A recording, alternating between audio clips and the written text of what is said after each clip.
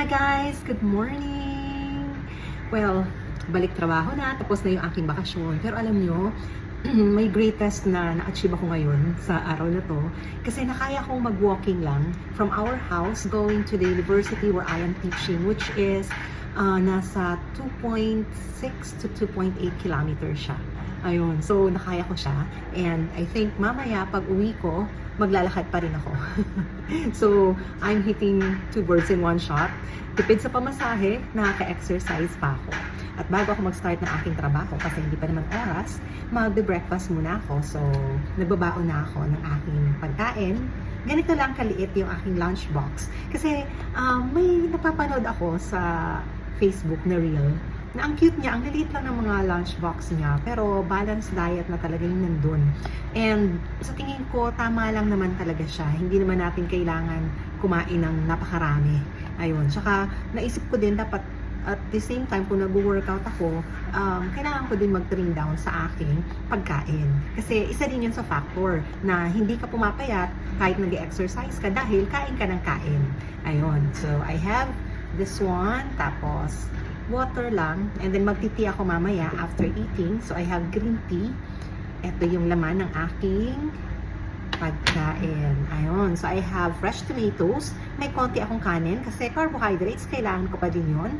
And eto, gumawa ko ng steamed egg na may carrots tapos onion leeks. Napanood ko din to sa Facebook reel na ang ginawa niya actually grated carrots, tapos milk, oatmeal, tapos egg. And in-steam niya. Yung kasi medyo matamis siya. Tapos naglagay siya ng honey. Ito naman, ginawa ko siyang parang ulam. And pwede naman, actually, masarap siya. And in fact, this is my breakfast. And same lunch box size. This is also my lunch, which is so similar component. Ayan. So, may tomatoes, may rice, tapos yung steamed egg. Ayan. Mamaya ko naman tong lunch. Ito naman, breakfast. Tapos yung aking snacks, ayan, meron akong boiled sweet potato. Ayan. Kasi yung sugar is lesser at more in fiber siya. Ayun. Kaya maganda din siya sa mga nag-trim down or nag-try mag-lose ng weight or mag-diet. Ayan. So, let's eat. Ayan siya. Alam niyo, ang sarap nito. Ang ginawa ko lang naman, 1 egg, tapos carrots, and onion leeks, tapos pepper, and since mahilig ako sa maanghang, naglagay ako ng hot sauce, tapos salt. Yun na. Ayan. And steamed egg siya. So, walang oil. Love it.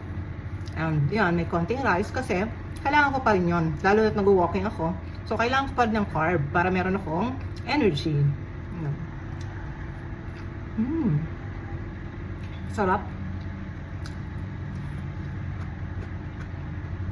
Kasi alam nyo, ngayon nasa 50s na ako, I'm gaining weight talaga. Normal naman talaga yun kapag tumatanda ka na. Mag-gain weight ka talaga. Kasi nga, it's not the metabolism thing na kapag matanda ka na, bumababa na yung metabolism. No. Actually, I read na hindi naman daw nagbabago yung ating metabolism. Ang nagbabago lang ay yung activities natin. Kasi syempre, habang tumatanda ka na, yung mga strenuous activities na kaya mong gawin habang bata ka pa, nagle-lessen na kapag matanda ka na. Syempre naman, kasi yung energy mo, medyo lesser na din kapag matanda ka na. Pero, ako naman, ang gagawin ko, kahit tumatanda na ako, I will continue exercising. Tapos yun, ang pinaka-safe actually is walking, and I will still continue dancing. Oh, by the way, I'm launching the Kawaii Dance Fitness with Dr. Tess. Abangan ninyo yan.